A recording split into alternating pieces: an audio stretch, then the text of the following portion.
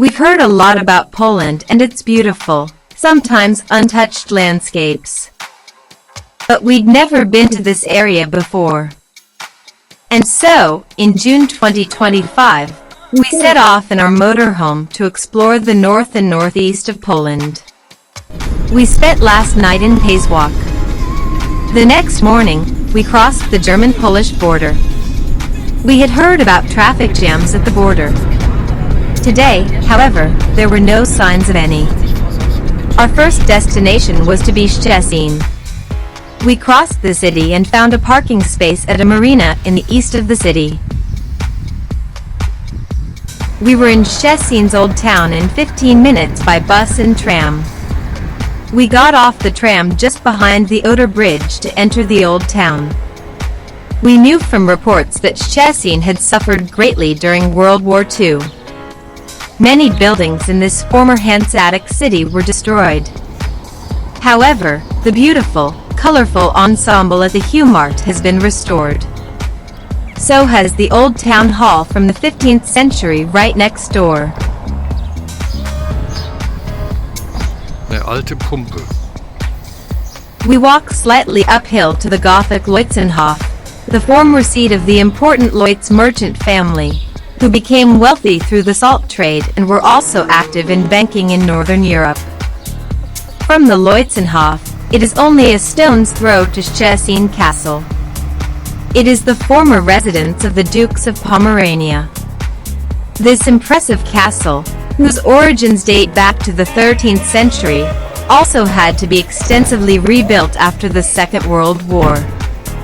After Szczecin was incorporated into Prussia in the 18th century, members of the Prussian royal family also stayed here.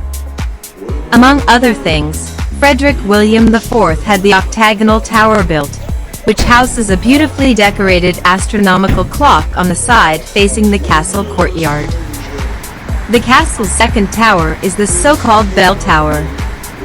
We leave the castle on the opposite side and look across the main roads towards the Church of St. Peter and Paul and the very modern, white-clad Philharmonic Hall.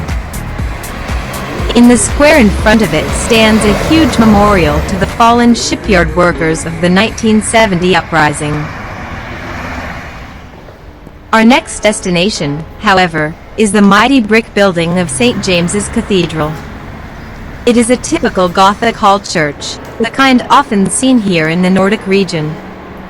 The interior features, among other things, a high altar that came from various Pomeranian churches. A medieval crucifix hangs above it.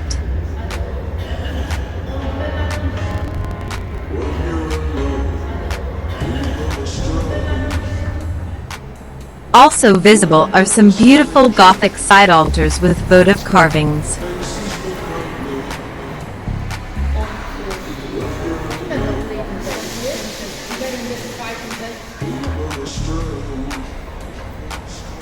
We leave the cathedral heading north and arrive at the horse market.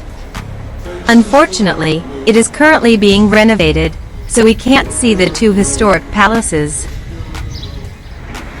At the traffic junction in the city center, we marvel at the e-scooters lined up in rows. That would hardly be possible here. We treat ourselves to a coffee at an outdoor restaurant and admire the Baroque Berlin Gate, which dates back to the 18th century and formerly belonged to the Szczecin fortress. The epitaph bears an inscription honoring the Prussian King Frederick William. The bells of the Church of the Sacred Heart strike 12 o'clock, and we set out to find a restaurant.